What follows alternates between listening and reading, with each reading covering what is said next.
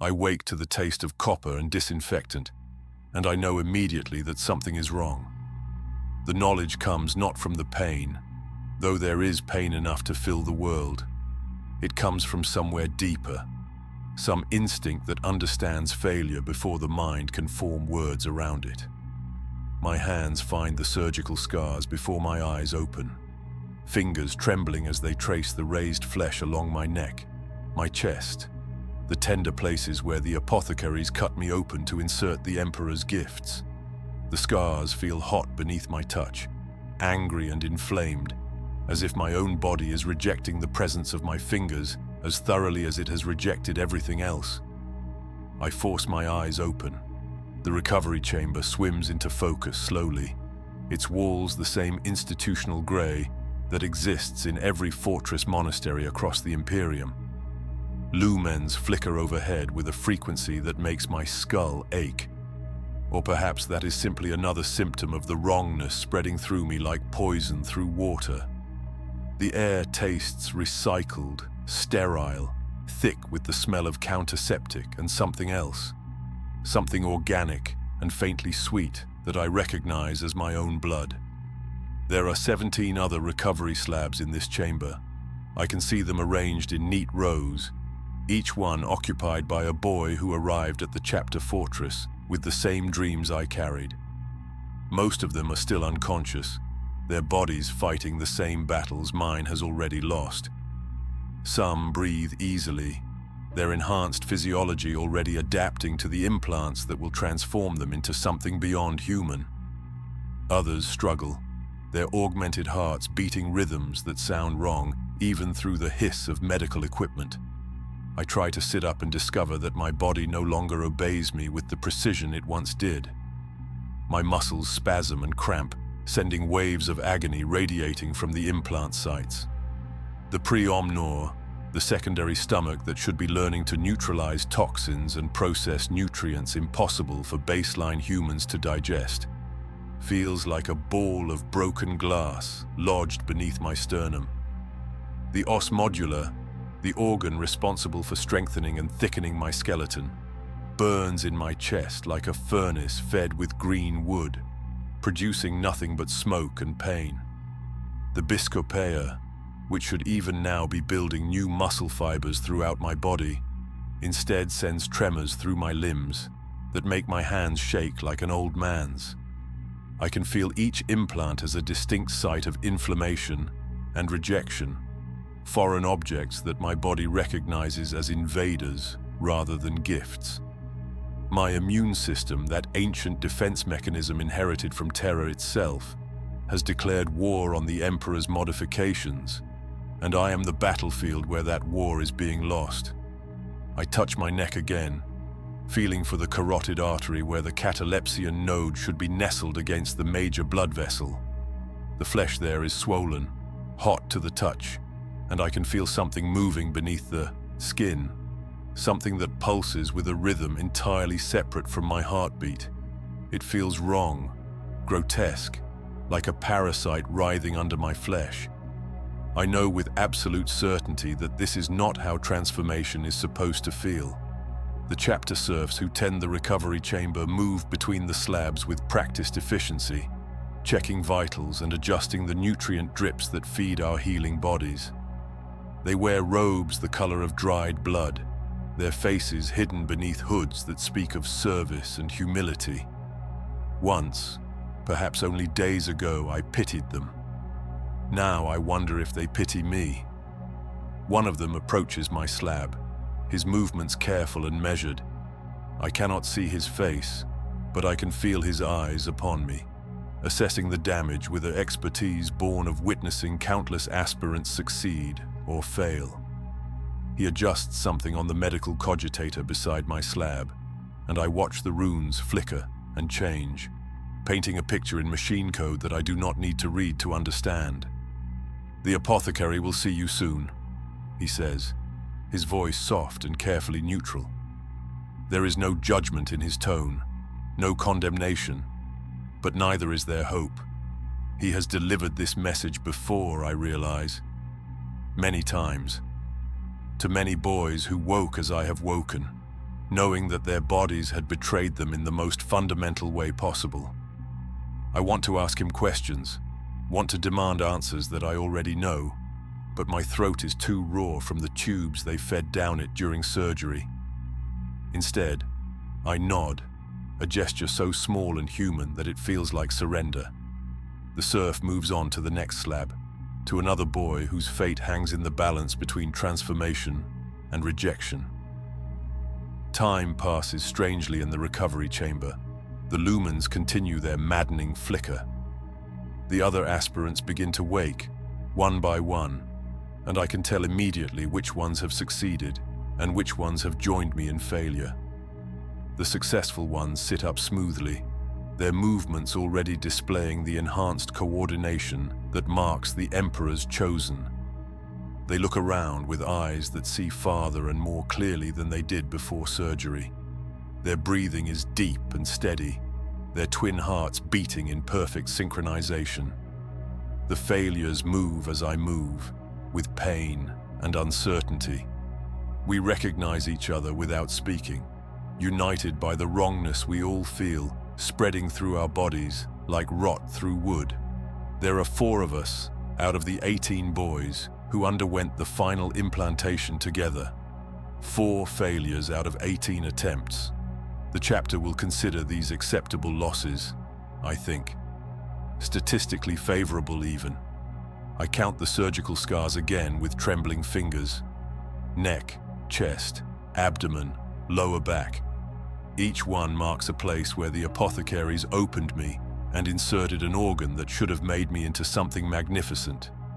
Each one now marks a site of failure, a promise broken not by lack of will or faith, but by the simple mechanical failure of flesh to accept its intended transformation. My name is Mikhail Severin. I was born in the underhive of Hadrian's crown, survived the choosing trials that killed 3 out of every 4 aspirants, and endured 3 years of training that forged my body into the perfect vessel for transformation. I have memorized 17,000 verses of the Catechism's Martial. I can field strip a bolter in 43 seconds. I have killed orcs in close combat and stood my ground against training servitors programmed to test the limits of human courage. None of it matters now. My body has spoken its final judgment, and no amount of faith or determination can reverse the simple biological fact of rejection. I am broken. I am failed. I am, despite everything I have sacrificed to reach this moment, still only human. The taste of copper grows stronger in my mouth, and I realize I have bitten my tongue. The copper taste carries me backward through time to another moment, another awakening. 3 years ago, the day I first saw the fortress monastery of the Iron Hammers rising from the acidic mists of Hadrian's crown like a prayer-made stone. I had been chosen, selected from among 17,000 aspirants across the underhive sectors, pulled from the manufactorums and the fighting pits and the toxic refineries where children learn to survive or learn to die. The choosing servitors had descended into our world like metal angels, their sensors sweeping through crowds of desperate youth, searching for genetic markers and physical traits that spoke of potential. When the servo skull stopped before me, its crimson eye glowing like a coal in the darkness, I thought my heart would burst from my chest with the force of its beating. My mother wept when they took me. Not tears of sorrow, but something fiercer, something that burned in her eyes like the flames in the Prometheum refineries where she had worked for 37 years. Pride, I realized later. A pride so profound it bordered on religious ecstasy. Her son, pulled from the filth and the darkness, chosen to become something that lesser minds could barely comprehend. She kissed my forehead and whispered prayers to the Emperor, her lips moving with words she had never spoken aloud before, words saved for this impossible moment. The transport shuttle that carried us away from Hadrian's crown held 43 boys. We sat in silence, most of us still stunned by the reality of our selection. The boy beside me, who would later become my closest companion in training, introduced himself as Jeren Valk. He had been chosen from the Agri Domes in the Upper Hive, a place of relative privilege compared to my Underhive origins. His hands were calloused from farm work rather than fighting, but his eyes held the same desperate determination that burned in all of us. "I will not fail," he whispered to me as the shuttle broke atmosphere, and I nodded because I understood. Failure was not an option we could afford to consider. We had been given a chance at transcendence, at becoming the Emperor's chosen warriors. To fail would be to fall back into the darkness from which we had been lifted, and that fall would be infinite. The fortress monastery revealed itself gradually as we descended through the upper atmosphere. First, the massive outer walls, carved from mountain stone and reinforced with ceramite and adamantium. Then the towers, hundreds of them, reaching toward the sky like accusing fingers. The landing platforms where Thunderhawk gunships sat like roosting birds of prey. The training grounds where we would learn to fight and die and fight again. And at the center of it all, the Reclusium, the heart of the chapter, where the gene seed was stored and the fallen were honored and the living came to remember what they fought for. We were met by Chaplain Mordrin, his skull-faced helmet gleaming in the pale morning light. He was the first true space marine most of us had ever seen, and the sight of him drove several boys to their knees in spontaneous worship. He stood 3 meters tall in his power armor, a giant crafted by the Emperor's own design, and when he spoke, his voice carried the weight of centuries. "You have been chosen," he said, each word falling like hammer blows upon an anvil. "Chosen from among millions to serve the Emperor's greatest work. Chosen to undergo trials that will break most of you.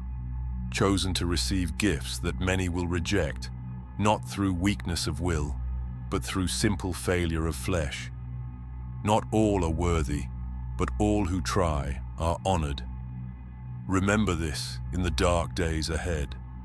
Remember that to stand upon this ground, to breathe this air, to attempt what you will attempt, is itself a victory beyond measure." The words kindled something in my chest, a fire that would sustain me through 3 years of agony and transformation. I believed him with the absolute faith of youth and desperation. I believed that trying would be enough, that honor could be found even in failure.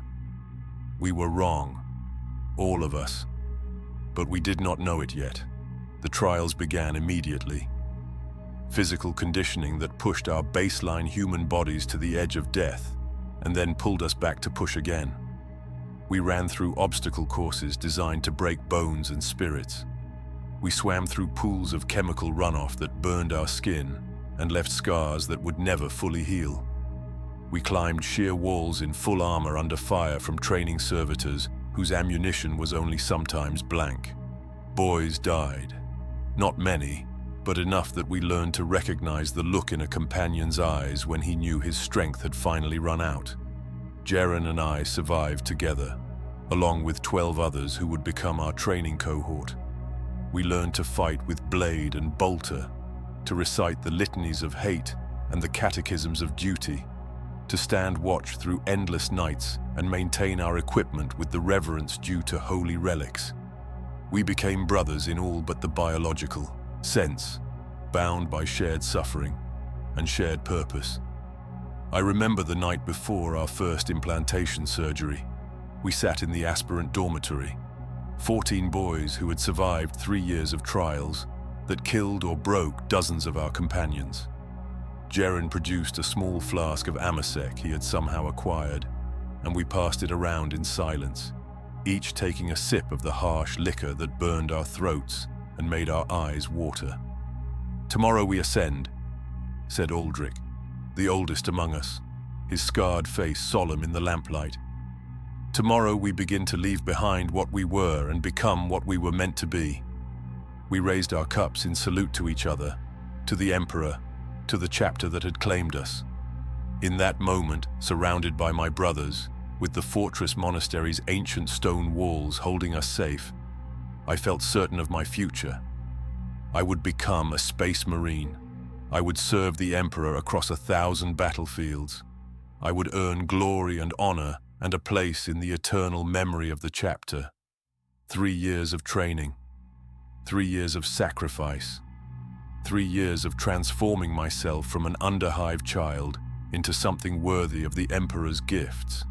All of it leading to this singular moment of transformation, when the apothecaries would begin the process of making me into something more than human. I believed I was ready. I believed my body would accept what was given to it. I believed, with the absolute certainty of youth, that faith and will were enough to overcome any obstacle. The copper taste in my mouth grows stronger, dragging me back to the present, to the recovery chamber where my body has spoken its final judgment. All that belief, all that certainty, rendered meaningless by the simple failure of flesh to accept its intended transformation. The apothecary arrives within the hour, his white armor stark against the grey walls of the recovery chamber. I recognize him as Brother Cyrus, one of the eldest of his order, a warrior who has overseen the transformation of aspirants for over 2 centuries. His face is a map of surgical scars and augmetic enhancements, his left eye replaced with a multi-spectrum lens that whirs softly as it focuses on my prone form. When he speaks, his voice carries neither cruelty nor comfort, only the clinical precision of one who has delivered this verdict countless times before. "Aspirant Severin," he says, and the use of my title rather than calling me brother tells me everything before his next words arrive. "Your body has rejected the implantation. The pre-omnor shows necrotic tissue formation. The OSS modular has triggered an autoimmune cascade. The biscopea is being attacked by your own white blood cells as a foreign contaminant. The catalepsian node has caused an infection that, if left untreated, would spread to your brain within 48 hours. He pauses, and in that pause I hear the death of everything I have worked toward for 3 years. The silence stretches like a wound opening, and I wait for him to continue, to tell me that there is a solution, a corrective procedure, some way to reverse the betrayal my flesh has enacted against my spirit.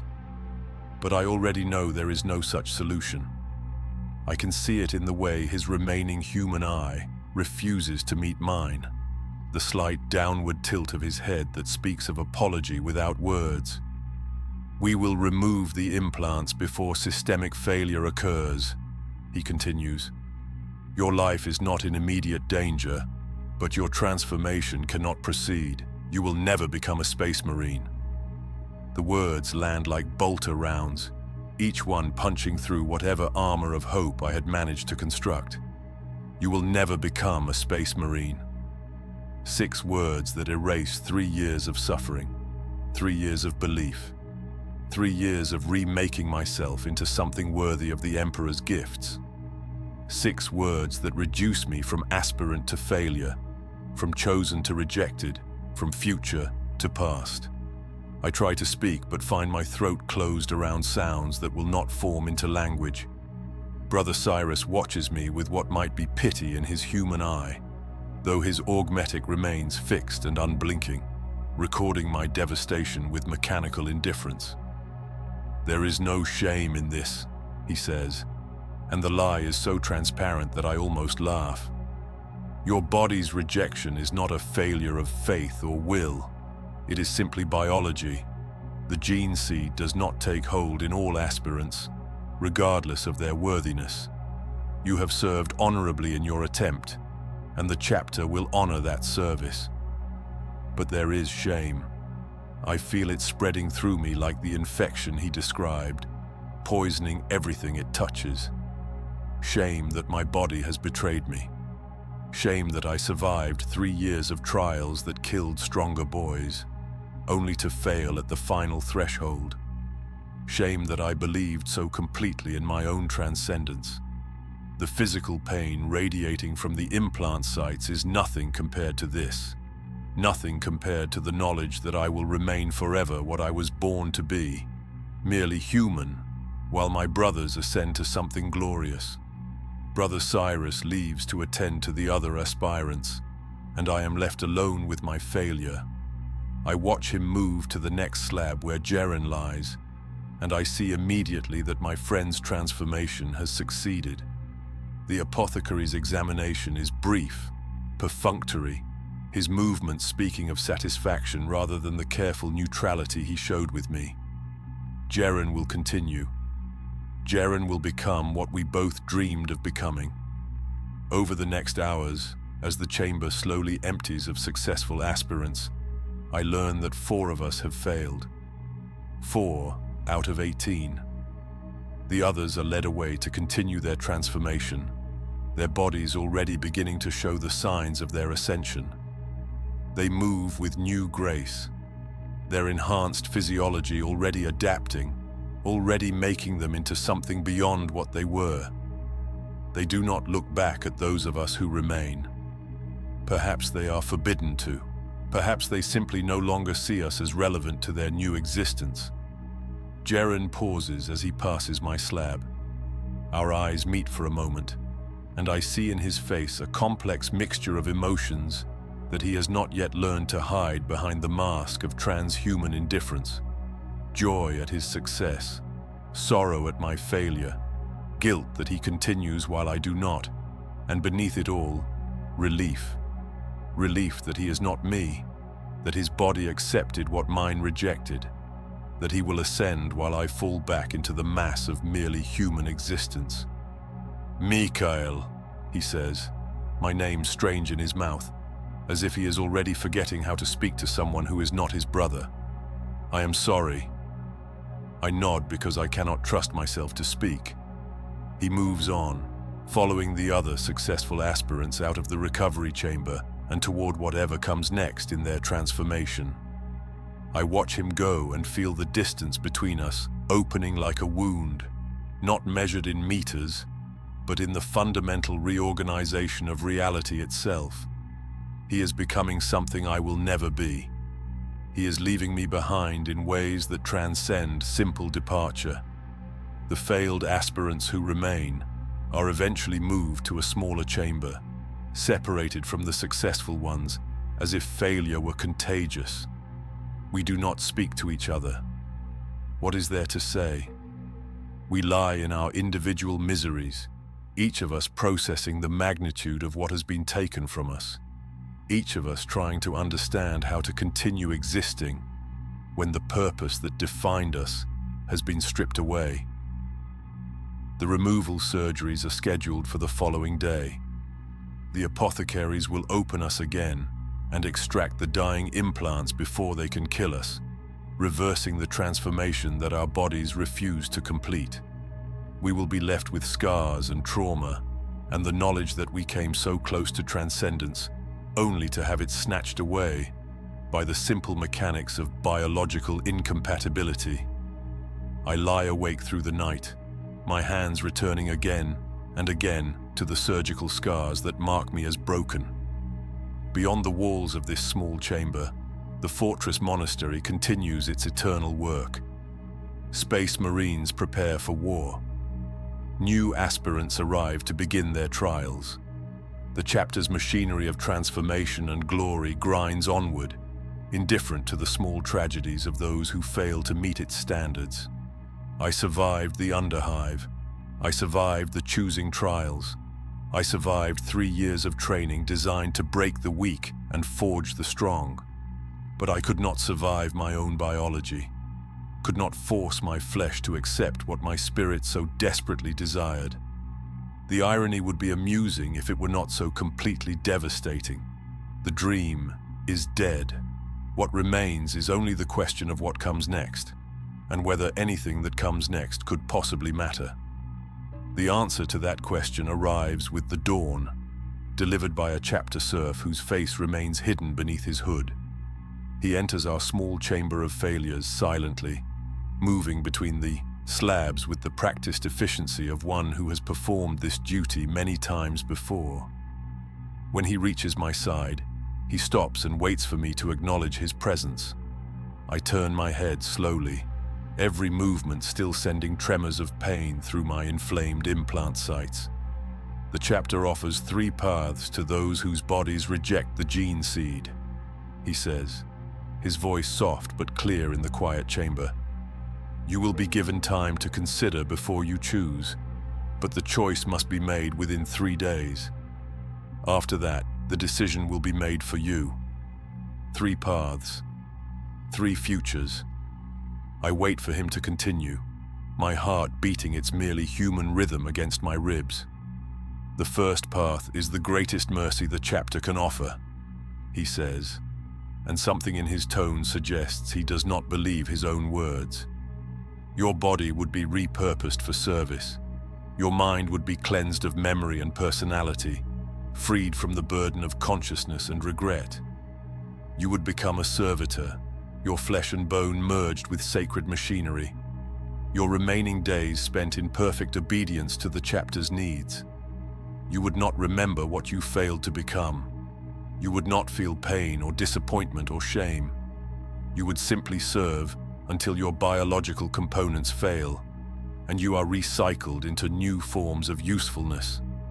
He pauses, allowing the weight of this first option to settle over me like a shroud. Servitor.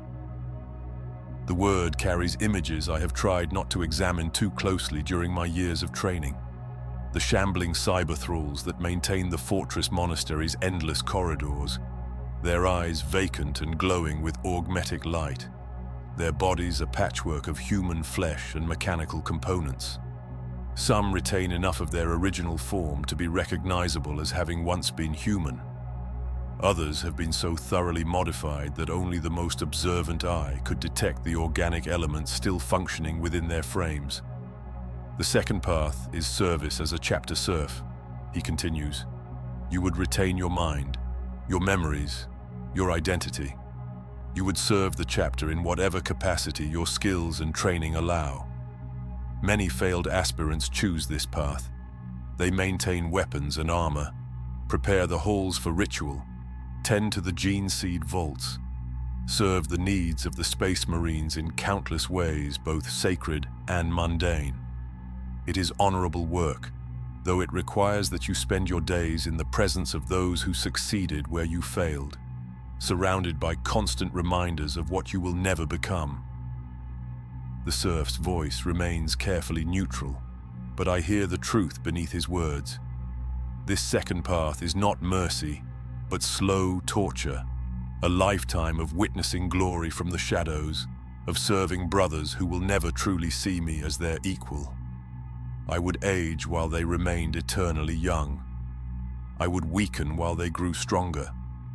I would die while they continued to fight across the stars. My small life barely a footnote in the chapter's eternal chronicle. The third path, he says, and now his voice drops even lower, is departure. Some aspirants choose to return to the worlds from which they came, to live out their lives among baseline humanity. The chapter provides transport and ensures their silence regarding what they have witnessed. They sign oaths of secrecy, accept neural conditioning to suppress certain memories, and disappear back into the Imperium's vast population. Few choose this path. The shame of return, of facing families and communities who watched them ascend, only to see them fall back to earth, is more than most can bear. 3 paths, 3 different kinds of death. I close my eyes and try to imagine each future, try to see myself walking down each road. In one, I cease to exist entirely, my consciousness wiped away like words from a slate, my body transformed into something useful, but utterly empty of self.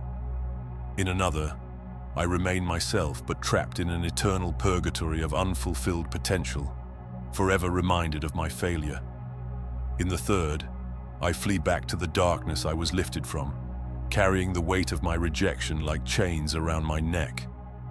Others have made their choices already, the serf says, and gestures toward the far end of the chamber, where one of the other failed aspirants is being led away by robed figures. I recognize him as Davian Cross, a boy who had been chosen from the Agri-Domes in the southern hemisphere. He walks between the robed figures with his head bowed, his movements mechanical and defeated. They lead him toward a door I have never noticed before, a small portal set into the wall that seems to absorb light rather than reflect it. Where is he going? I ask, though part of me does not want to know. To the Mechanicus quarters, the serf replies. He has chosen the first path. By tomorrow morning, Davian Cross will no longer exist. What remains will serve the chapter for as long as its organic components function, then be broken down for parts and recycled into new servitors. It is efficient. It is merciful in its way. I watch until Davian disappears through that dark doorway, and I wonder if he is afraid, if he understands fully what he has chosen, or if the prospect of complete oblivion seems preferable to the alternatives. Perhaps he is right. Perhaps to cease existing is better than to exist in constant reminder of failure. Over the next hours, I watch the other failed aspirants make their choices.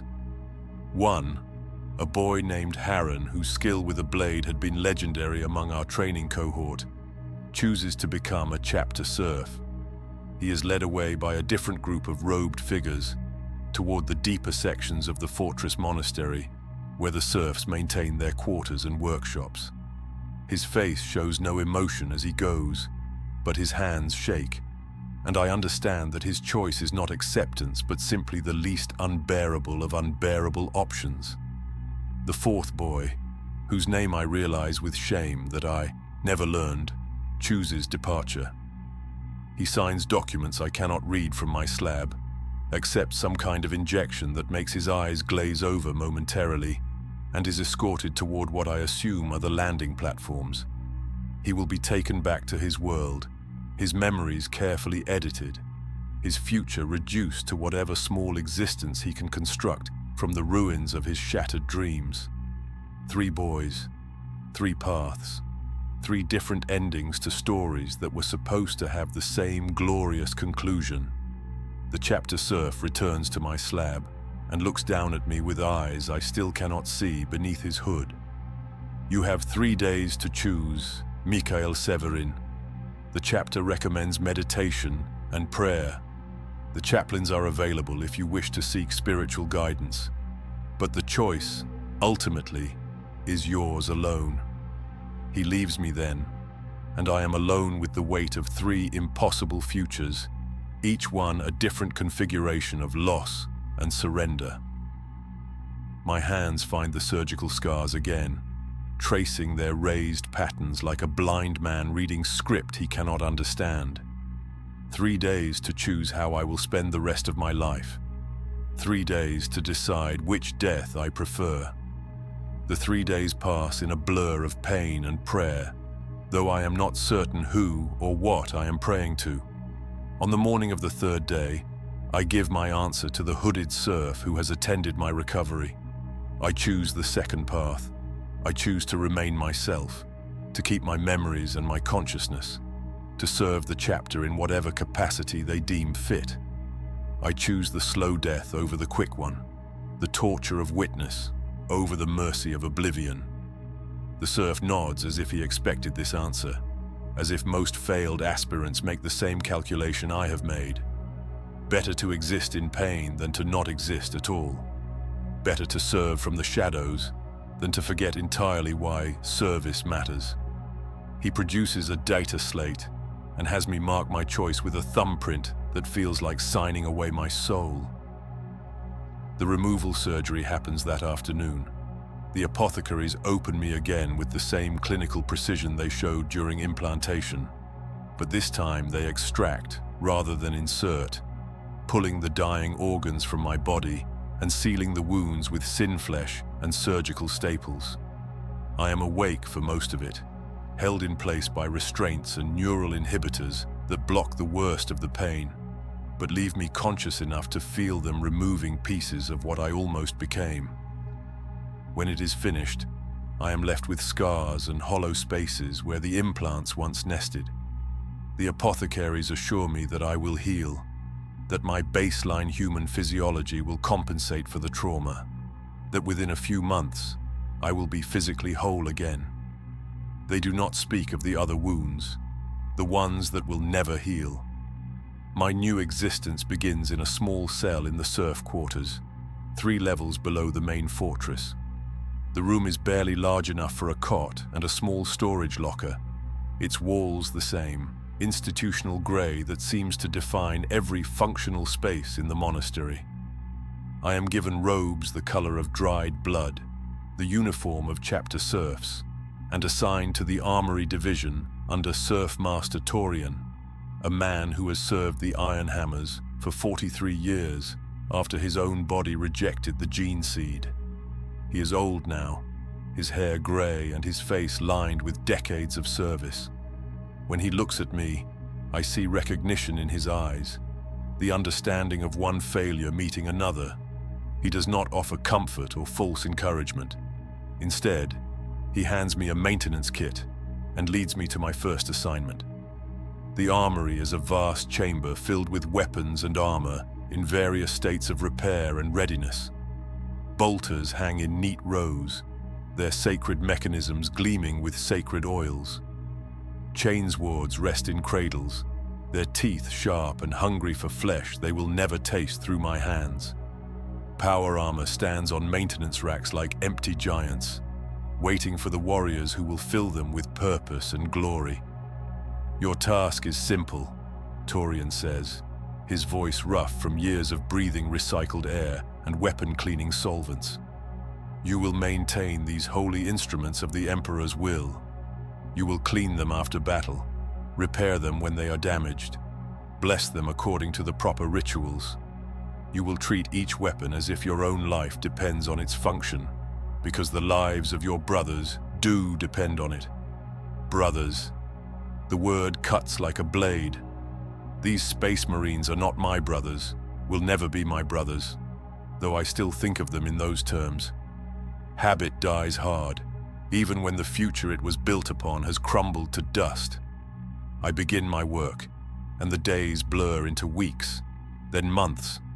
My hands, which once trained to wield these weapons, now only clean and maintain them.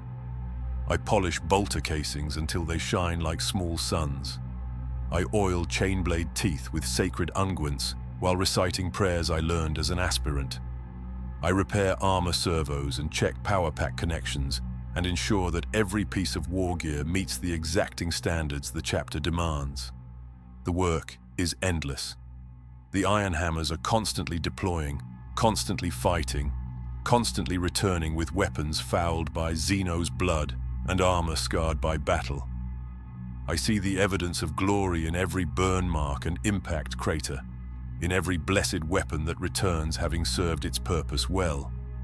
But I am not part of that glory. I am only the shadow that prepares it, and maintains it, and sends it forth again. Worse than the work itself is the proximity to those who succeeded where I failed. The Space Marines pass through the armory regularly, retrieving weapons and armor, consulting with the tech priests about modifications and repairs. I see them and feel the distance between what they are and what I am. A gulf measured not in meters, but in fundamental biology and purpose. One day, perhaps 6 months into my service, I see Jaren. He has completed his transformation now. All 19 implants successfully integrated, his body remade into something that stands 2.5 meters tall and weighs nearly 300 kilograms of enhanced muscle and bone. He moves with the fluid grace of a predator, his augmented senses tracking everything around him with casual precision.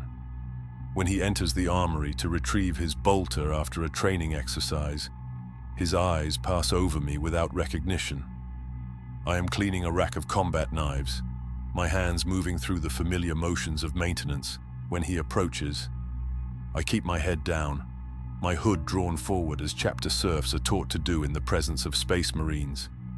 We are meant to be invisible, useful but unnoticed.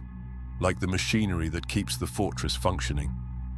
"Surf," he says, his voice deeper now, transformed like everything else about him. "My bolter requires servicing. The firing mechanism is sluggish." I take the weapon from his hands, careful not to let our fingers touch, careful not to look directly at his face. "Yes, my lord, I will attend to it immediately." Does he know me? Does he recognize in this hunched, hooded figure the boy who once trained beside him, who once shared his dreams and fears? I cannot tell. Perhaps to his enhanced perception, I am too changed, diminished by my failure into something beneath his notice. Or perhaps he knows exactly who I am and chooses not to acknowledge it, protecting both of us from the awkwardness of recognition. He leaves without another word, and I am left holding the bolter he will wield in battle, the weapon I will never fire in service to the Emperor. My hands shake as I begin the cleaning ritual, and I realize that what I feel is not just shame or grief, but something darker and more corrosive. Jealousy. Pure, bitter jealousy of everything he has become and everything I will never be. The weeks continue their march. I see other members of my former training cohort pass through the armory, all of them transformed, all of them gods walking among mortals. I maintain their weapons and armor, perform my duties with the precision that training bred into me, and feel pieces of myself crumbling away, like overworked metal succumbing to stress fractures. At the end of my first year of service, I am assigned to assist with the Feast of Fallen Brothers, a sacred ritual held once every solar year to honor those space marines who have died in service to the Emperor. The reclusium is prepared for the ceremony with banners bearing the names of the dead, candles burning with flames that never flicker, and reliquaries containing fragments of armor and bone from warriors who fell across 1,000 battlefields. My task is simple. I am to tend the candles, ensuring none gutter out during the long night of remembrance.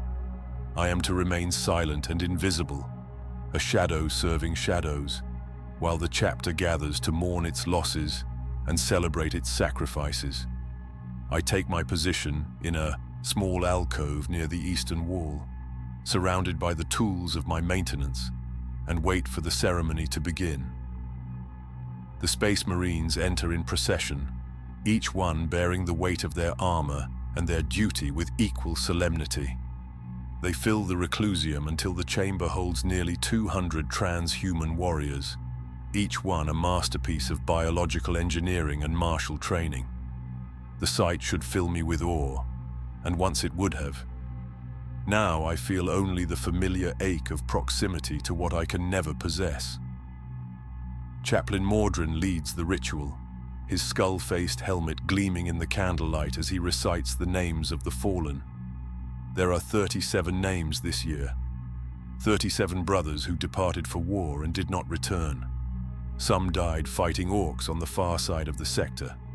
Others fell to chaos, corruption, or tyrannid swarms, or the 1,000 other threats that press against humanity from every direction. Each name is spoken with reverence, each death honored as the price of the Imperium's survival. But as the ritual continues, I begin to notice something I have never seen before. The faces of the Space Marines, those who have removed their helmets for the ceremony, show expressions I did not know they were capable of bearing. Grief, certainly, but something deeper and more troubling. Weariness. Not physical exhaustion, which their enhanced bodies barely comprehend, but a soul-deep fatigue that shows in their eyes like shadows at the bottom of deep wells. One of the ancient ones, a dreadnought whose sarcophagus bears honor markings from campaigns dating back 4 centuries, stands at the far end of the reclusium. I have seen him before in the armory, his massive form requiring specialized maintenance that only the most experienced tech priests can provide. Brother Ancient Marius, they call him, though the name feels inadequate for something that is more monument than man. After the formal ritual concludes and the Space Marines begin to disperse, I remain in my alcove, tending to the candles that must burn until dawn. I do not expect anyone to notice me, do not anticipate that my invisible service will be acknowledged, but the dreadnought does not leave with the others. Instead, he turns his massive chassis toward my position, his optical sensors focusing on me with unnerving precision. "Surf Severin!" His voice booms from Vox speakers mounted on his hull, the mechanical tones somehow still carrying traces of humanity beneath the machine distortion. "You served as an aspirant once. I have seen your name in the records." I freeze, uncertain how to respond. To be directly addressed by one of the Ancient Ones is not protocol. I am meant to be unseen, unheard, irrelevant to the concerns of warriors whose service spans centuries. But I cannot ignore a direct acknowledgement, and so I step forward slightly, keeping my eyes lowered in respect. "Yes, Ancient One," I manage to say. "My body rejected the gene seed." There is a long pause, filled only with the mechanical sounds of his life support systems and the distant chanting from deeper in the monastery. When he speaks again, his tone has shifted into something I cannot quite identify. Not pity, but perhaps understanding. "I watched the ritual from my sarcophagus," he says. 37 names spoken tonight. I knew most of them. Trained some of them, centuries apart. They were fine warriors, each one. They died as space marines are meant to die, in service to the Emperor and the Imperium. Their gene seed will be harvested and implanted in new aspirants, continuing the cycle. He pauses again, and I hear something that might be a sigh filtered through mechanical lungs. "I have been entombed in this machine for 417 years, he continues. "I do not sleep as humans sleep. I do not dream as humans dream. When they wake me for battle, I fight with the fury of the Emperor's wrath, and when they return me to slumber, I sink into darkness so complete that time loses all meaning. I have watched generations of brothers live and die. I have witnessed the slow decay of everything I once held dear. My chapter continues, but I am no longer truly part of it. I am a weapon they activate when needed and store when not, a relic of past glories rather than a participant in present struggles." His optical sensors dim slightly, as if he is looking inward rather than at me. "You believe you failed," he says. "You believe that your rejection of the gene seed marks you as lesser, as broken, as unworthy of the Emperor's gifts. I understand this belief because I held it once myself, when I was flesh and blood, and young enough to think that glory was worth any price." He shifts his massive frame, the movement causing the floor to tremble beneath my feet. "But consider this, Serf Severin. You will age. You will know the passage of time in ways we no longer can. You will feel joy and sorrow and the thousand small emotions that our modifications dampen or eliminate entirely. You will love, perhaps, or hate, or fear in ways that are no longer available to us. You will remain human, with all the weakness and all the strength that word implies. And when you die," he continues, his voice dropping lower, "you will have lived a life, however small, however shadowed. Not an existence measured in centuries of warfare and the endless recycling of duty and honor and sacrifice, but a life with beginnings and endings and the possibility of meaning found in moments rather than millennia." The words strike something deep within me, opening a door I did not know existed. For the first time since my rejection, I consider that perhaps my failure was not simply loss, but also salvation from something I did not fully understand. These warriors, these demigods I have envied and mourned my inability to join, have paid a price for their transcendence that I am only now beginning to comprehend. "I do not diminish their sacrifice," Marius says, as if reading my thoughts. "Every brother who falls serves a purpose greater than any individual existence. But there is also value in remaining human, in being the constant against which our transformation can be measured. Remember this when the weight of your failure grows too heavy to bear. He turns then and moves toward the exit, his massive form disappearing into the shadows of the corridor beyond. I am left alone with the candles and the names of the dead, and a question I have never thought to ask before. What if my body's rejection was not a curse, but a mercy I was too young and too desperate to recognize? The revelation Brother Ancient Marius offered me does not make the years easier. If anything, understanding the price of transcendence only sharpens the edge of my isolation. Time moves differently now, measured not in the daily routines of maintenance and service, but in the slow accumulation of small deaths that mark the passage of my merely human existence. 5 years pass, then 10, then 15. I watch my face in the polished surfaces of armor I clean, noting the lines that begin to form around my eyes, the gray that threads through my hair like silver wire through dark cloth. My hands, which were once smooth and young, develop calluses and scars from decades of handling weapons and tools. My back aches in the morning from sleeping on the narrow cot in my cell. My knees protest when I kneel to perform the maintenance rituals. I am aging. It is a simple biological fact, unremarkable among baseline humans, but in the fortress monastery it feels like a betrayal, as if my body's slow decay is a daily reminder of my fundamental inadequacy. The Space Marines I serve do not age. Jaren, who I still see occasionally in the armory, looks exactly as he did the day he completed his transformation 15 years ago. His face remains unlined, his hair unmarked by time, his body perpetually at the peak of its engineered perfection. When he retrieves his weapons from my hands, I wonder if he notices the changes in me, if he registers the passage of time written across my face, or if I have become so invisible to him that such details escape his transhuman perception entirely. Other members of my training cohort passed through my sphere of service over the years. Aldrich, who had been the oldest among us as aspirants, remains forever fixed at the age he was when the transformation completed. I see him leading squads into battle, his tactical brilliance earning him command positions and honor markings on his armor. He does not recognize me. None of them do.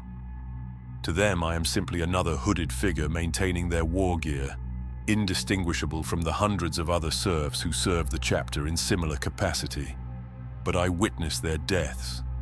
That is my purpose now, I realize, to bear witness to the cost of glory. In my 20th year of service, Aldrich falls in battle against a chaos incursion on the eastern fringe. His body is recovered, his gene seed harvested, his name added to the rolls of honor in the Reclusiam. I am assigned to prepare his armor for the funeral rites, to clean the blood and ichor from its ceramite plates, to polish each piece until it shines like a prayer made manifest. I touch the dents and scars his armor bears, each one telling a story of battle and sacrifice, and I feel something crack inside my chest. He was my brother once, in training, if not in biology. We survived trials together.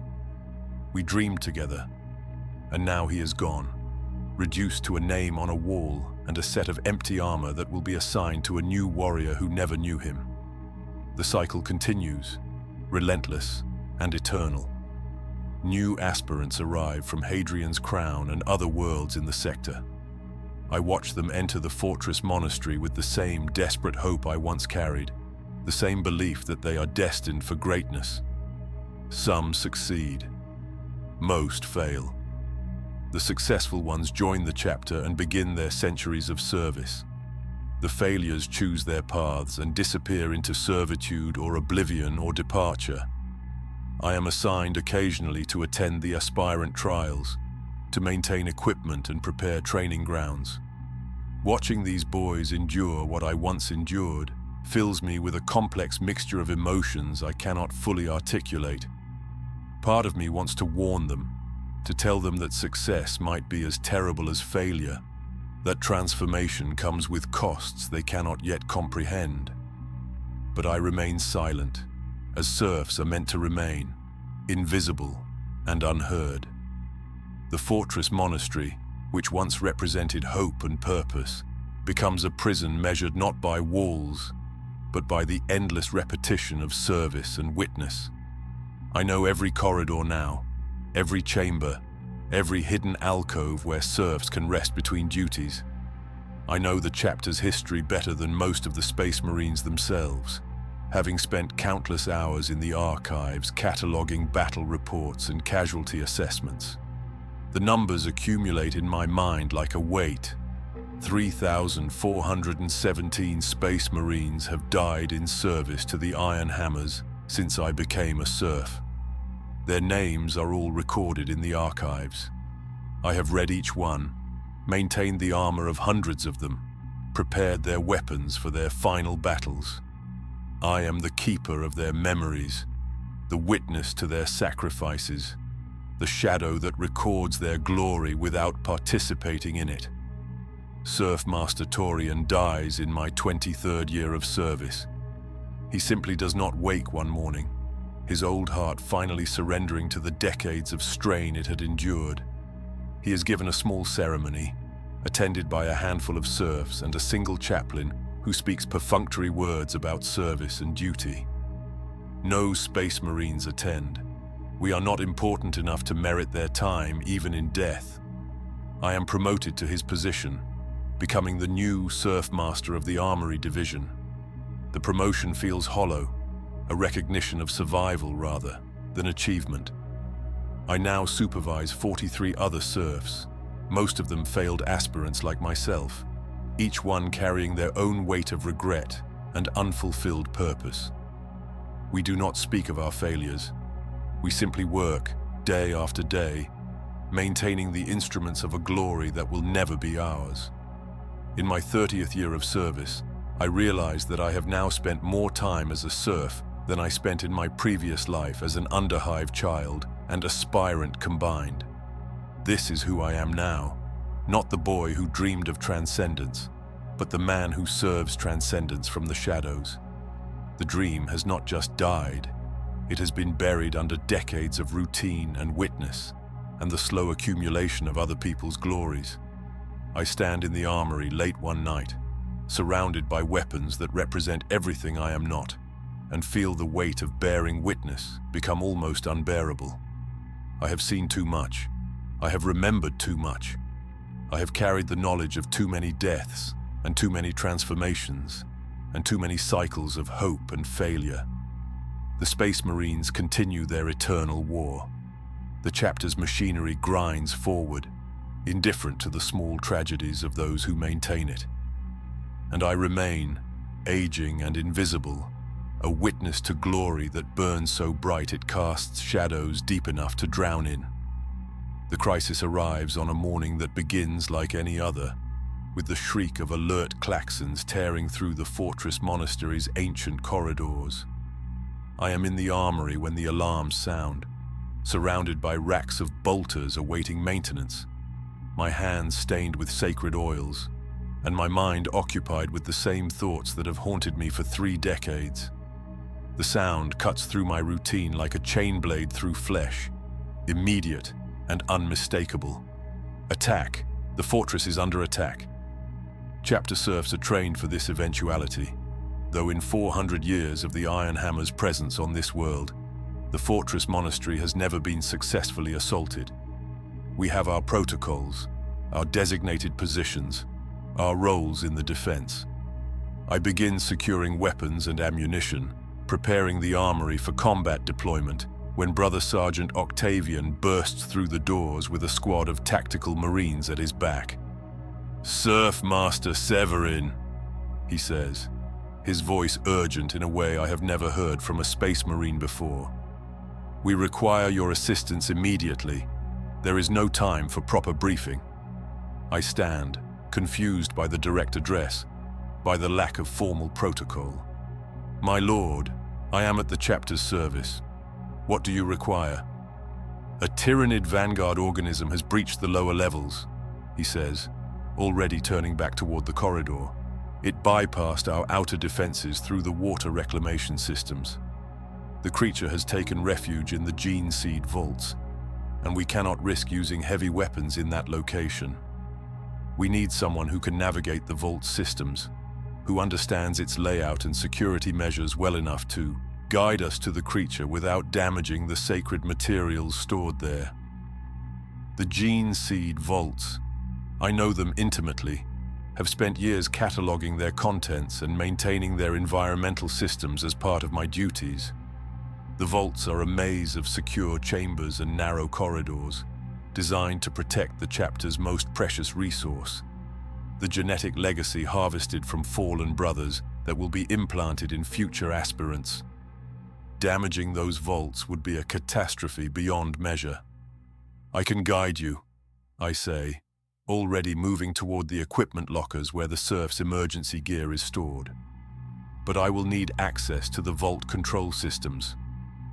You will have whatever you require, Octavian replies. Move quickly.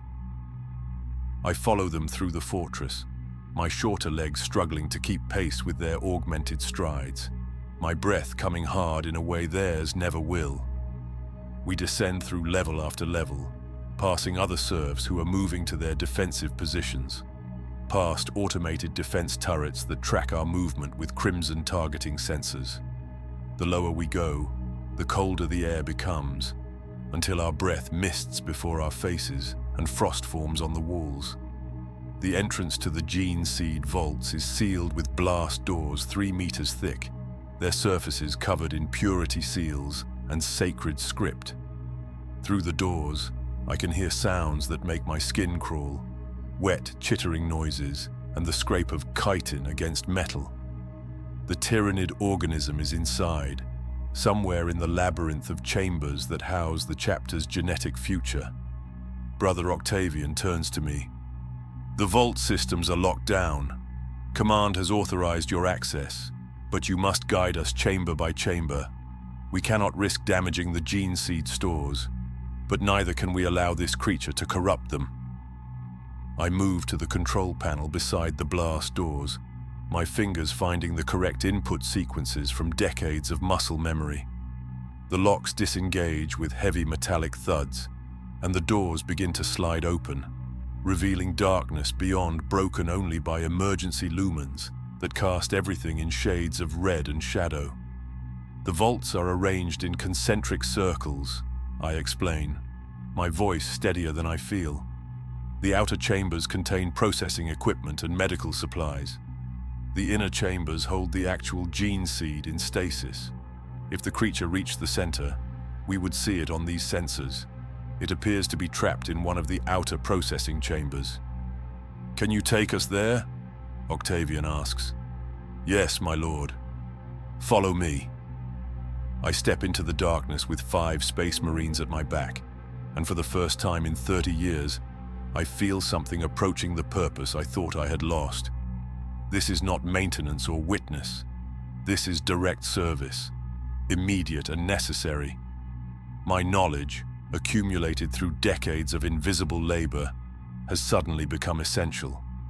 We move through the vaults in near silence, my soft footsteps almost, inaudible beneath the heavy tread of power armor. I guide them past chambers filled with medical equipment, through corridors lined with cooling systems that keep the gene seed at precisely controlled temperatures. The sounds of the creature grow louder as we approach, and I can smell it now, a scent like rotting meat and alien biology that makes my stomach twist. There, I whisper, pointing toward a chamber ahead where the door hangs partially open, torn from its magnetic seals. Processing Chamber 7. It contains extraction equipment and temporary storage units, but no actual gene seed. If we can contain it there, the sacred materials remain safe. Octavian nods and gestures to his squad. They move with the fluid precision of warriors who have fought together for decades, taking positions around the damaged doorway, their bolters raised and ready. But the chamber's layout is complex, filled with delicate equipment that cannot be damaged without compromising the vault's function. "Surf Master," Octavian says, his voice low. "Can you access the environmental controls for that chamber? Can you create conditions that will drive the creature toward us while preserving the equipment?" I consider the question, running through my knowledge of the vault systems. "Yes, my lord. I can lower the temperature to near freezing and increase the oxygen content. The creature will seek warmth and be drawn toward the doorway, but I will need to access the control terminal inside the chamber." "That means entering with the creature present," Octavian says. "Yes, my lord, it does." He looks at me for a long moment, and I see something in his expression I have never witnessed a space marine direct toward a serf before. Not respect, exactly, but recognition. Acknowledgement that I possess knowledge and capability that he does not. That in this moment, my role is as essential as his. "Brother Cassius will accompany you," he says. "He will protect you while you work. The rest of us will be ready to eliminate the creature when it emerges." I nod, my heart pounding against my ribs in a way that feels both terrifying and exhilarating. Brother Cassius, a veteran whose armor bears the scars of centuries, moves to my side. Together, we approach the damaged door. Inside the chamber, the tyrannid organism clings to the ceiling like a nightmare made flesh. It is smaller than I expected, perhaps the size of a large dog, but its form speaks of alien intelligence and horrifying purpose. Multiple eyes track our entrance, and its mandibles click together with sounds that suggest hunger and malice. I move quickly to the control terminal, my fingers finding the correct inputs even as the creature drops from the ceiling and begins to advance. Cassius interposes himself between us, his bolt pistol tracking the organism's movement, but not firing. Not yet. Not while the risk to the equipment remains. The environmental systems respond to my commands. The temperature drops, rapidly. Oxygen floods the chamber. The creature hesitates, confused by the sudden change, then begins moving toward the doorway where warmth and normal atmosphere wait, toward where Octavian and his squad are ready. The creature dies in a burst of bolt fire, its alien form torn apart by mass-reactive shells that turn its biology into component elements. The gene seed vaults are secure, the sacred materials are preserved, and I, a failed aspirant who thought his purpose had died 3 decades ago, have served the chapter in a way no space marine could have. As we emerge from the vaults, Octavian removes his helmet and looks at me with eyes that see me, truly see me, perhaps for the first time. "The chapter owes you its gratitude, Surf Master Severin," he says. "Your knowledge preserved our future." I realized then what Brother Ancient Marius tried to tell me years ago.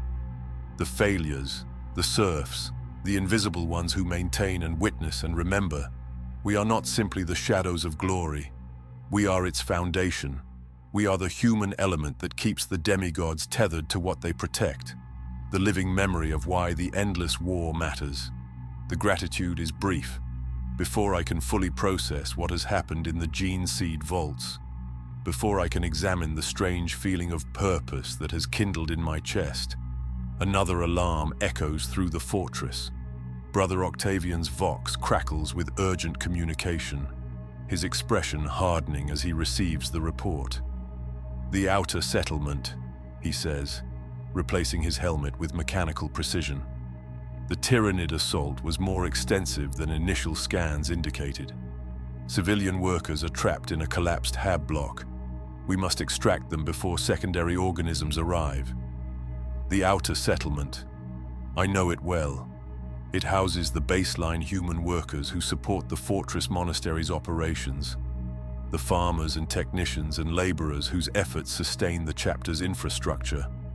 Thousands of ordinary people living ordinary lives in the shadow of demigods, existing in a separate world that only occasionally intersects with the fortress proper. We move with speed that leaves me gasping, my aging body struggling to maintain pace as the Space Marines cover ground that would take normal humans hours to traverse in mere minutes. When we reach the settlement's outskirts, the devastation is immediately apparent. Several hab blocks have collapsed, their structures compromised by the Tyranid assault. Emergency crews work frantically to clear rubble, but I can see the tactical problem immediately. One building has partially collapsed, its lower levels crushed but its upper floors intact.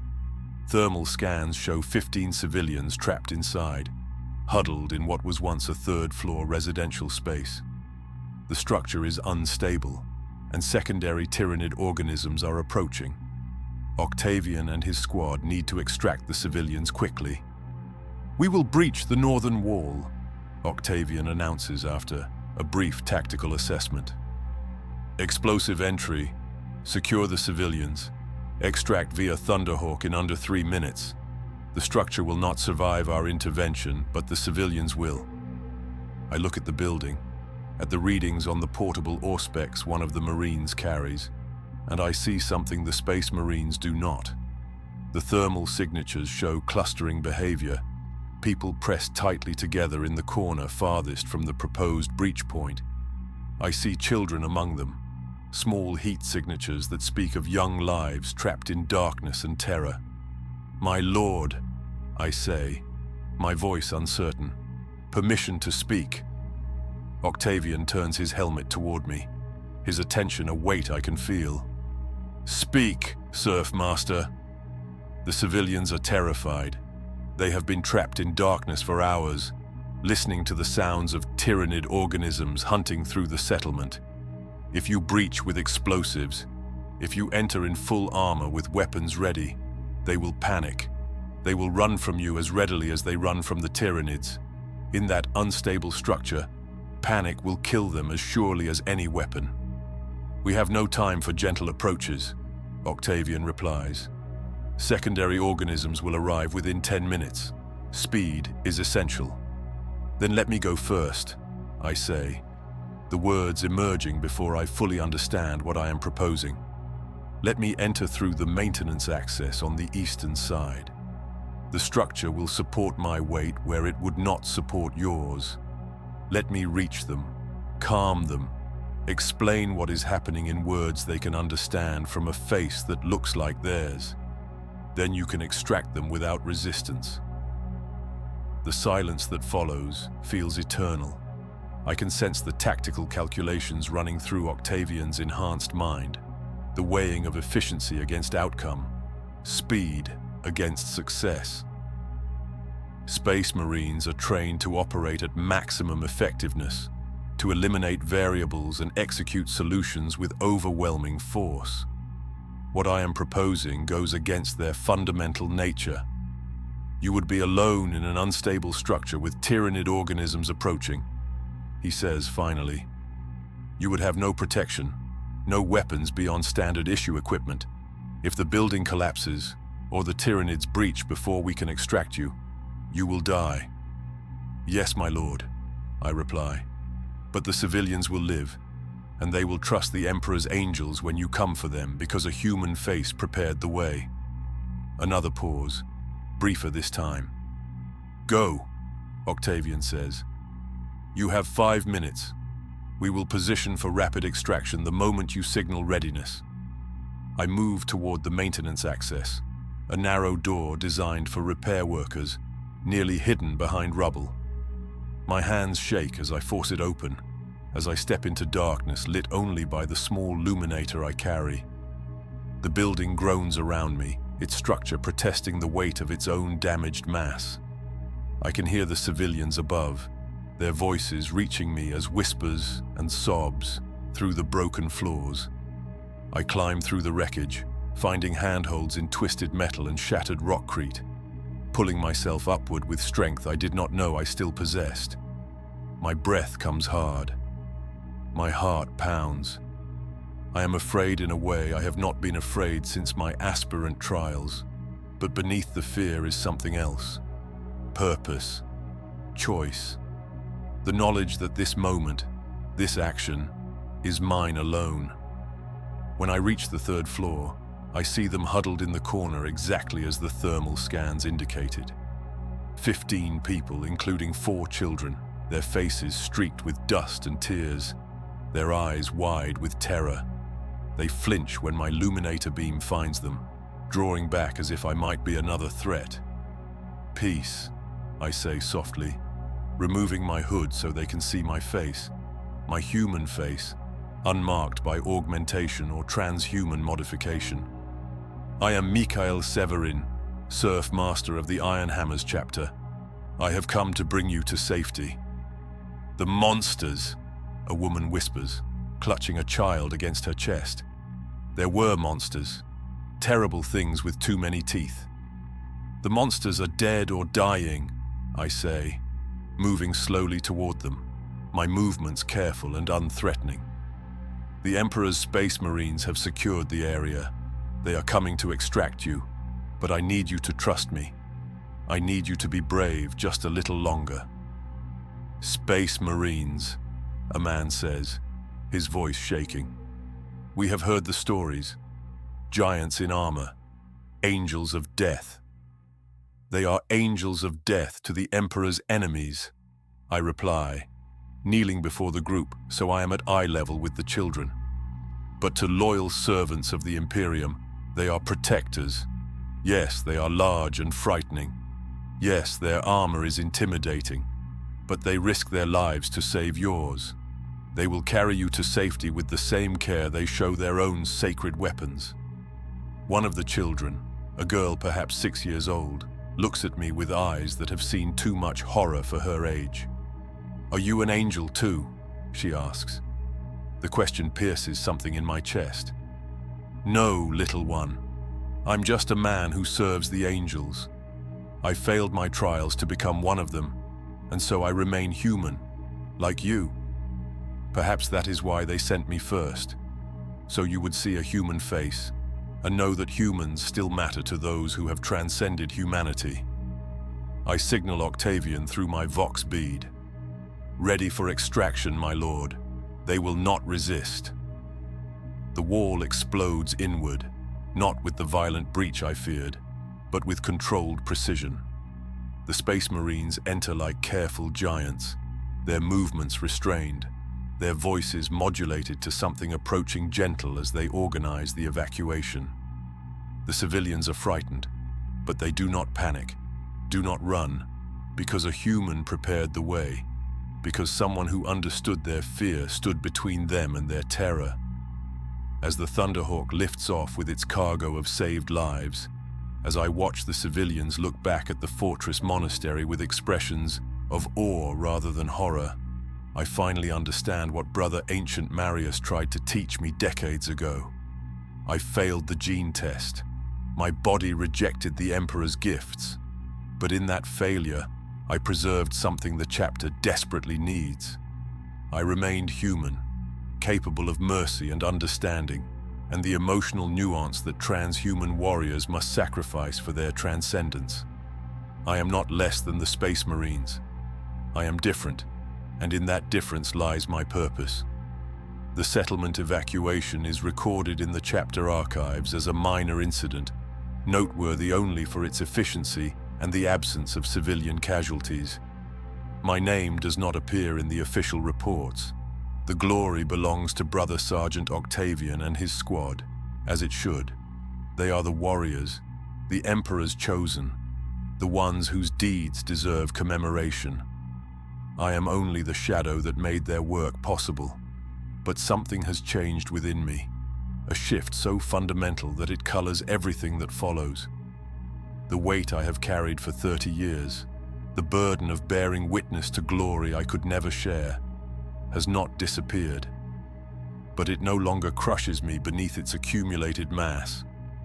I understand now what it means, why it matters that some of us fail. The weeks following the Tyrannid incursion bring new duties. I am assigned to work more closely with the librarium, helping to catalogue the chapter's history and maintain the records that preserve the memory of fallen brothers. The work suits me in ways I did not anticipate. I have witnessed so much, remembered so much, carried so many names and stories within my aging mind. Now I can preserve them properly, ensure that the sacrifices I have witnessed are recorded for future generations to study and honor. I am also assigned to speak with new aspirants, to help prepare them for the trials ahead.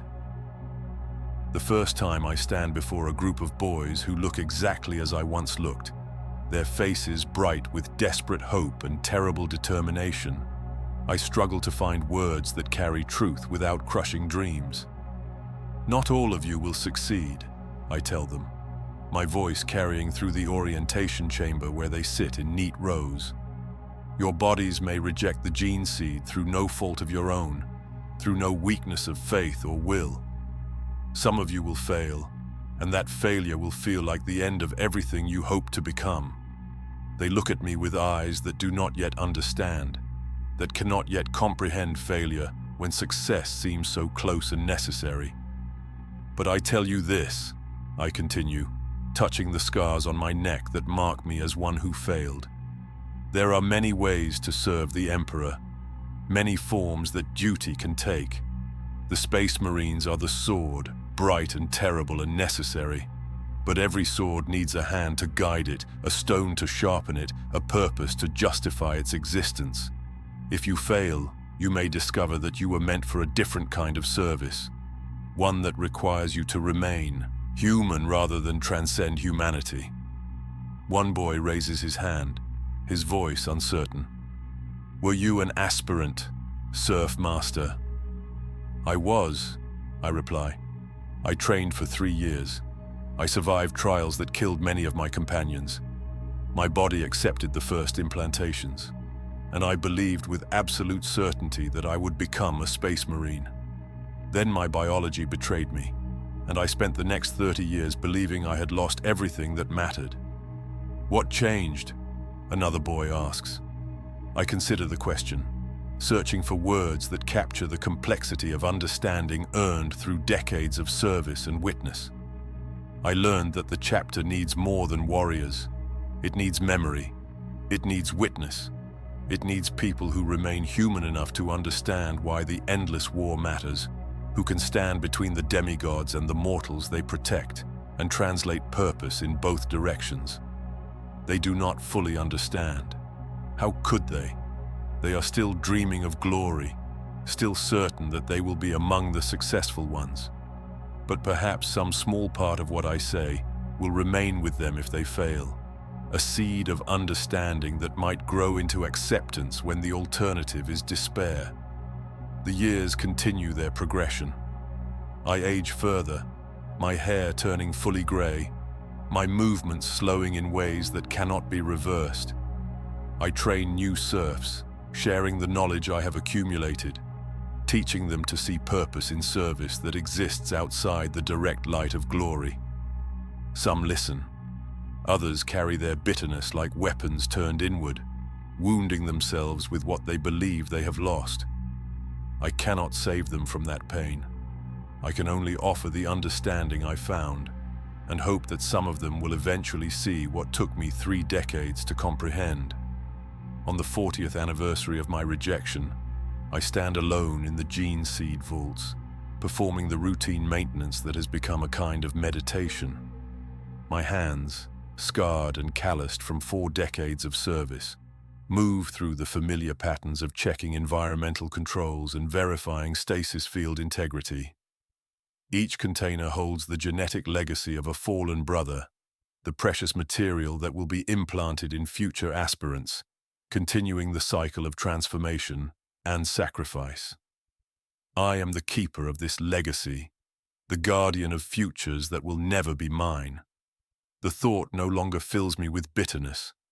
Instead, I feel something approaching peace, the understanding that my failure preserved me for exactly this purpose.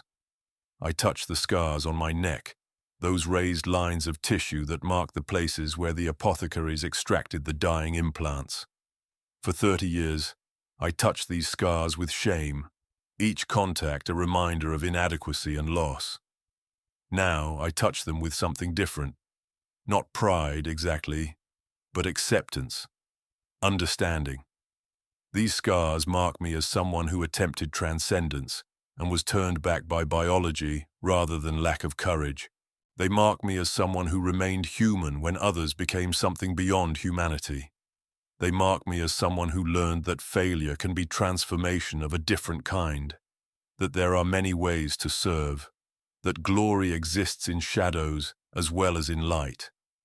I failed the Emperor's test. My body rejected the gene seed and with it, the future I had imagined for myself.